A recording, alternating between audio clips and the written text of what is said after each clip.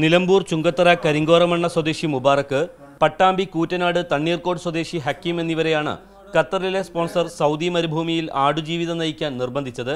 ഹക്കീം 4 മാസം മുമ്പും മുബാറക്ക് 3 മാസം മുമ്പുമാണ് വീട്ടുജോലിക്കായി ഖത്തറിലെത്തിയത്. വിവിധ വീടുകളിൽ മാറി മാറി ജോലി ചെയ്യാൻ നിർദ്ദേശിച്ച സ്പോൺസർ ആദ്യ മാസം 1000 റിയാൽ വീതം ഇരുവർക്കും ശമ്പളം നൽകിയിരുന്നു. തുടർന്ന് തീറ്റപ്പുലി വിൽപ്പനയ്ക്കെന്ന് പറഞ്ഞ് സൗദി മരുഭൂമിയിലേക്ക് കടത്തിയ ഇവരെ ആടുഫാമിലും ഒട്ടകങ്ങൾ നോക്കുന്നതിനും ചുമതലപ്പെടുത്തുകയായിരുന്നു. 2 മാസത്തോളം ഇവർക്കിവിടെ ദുരിത ജീവിതമാണ് നയിക്കേണ്ടി വന്നത്.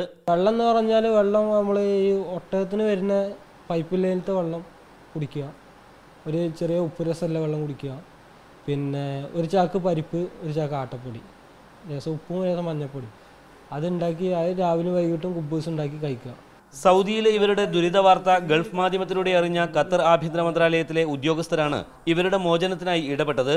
ഇതേ തുടർന്ന് 2 ആഴ്ച മുമ്പ് സ്പോൺസർ ഇവരെ ഖത്തറിൽ തിരികെ എത്തിച്ചു. ഇപ്പോൾ ഇന്ത്യൻ എംബസിയിൽ അഭയം തേടിയ ഇവർക്ക് രഹസ്യാന്വേഷണ വിഭാഗത്തിൽ നിന്ന് രേഖകൾ ശരിപ്പെടുത്തി ഒക്ടോബർ 7-ന് നാട്ടിലേക്ക് തിരിക്കാനാവുമെന്നാണ് ഇവരുടെ പ്രതീക്ഷ. Mujibur Rahman, media 1, Doha.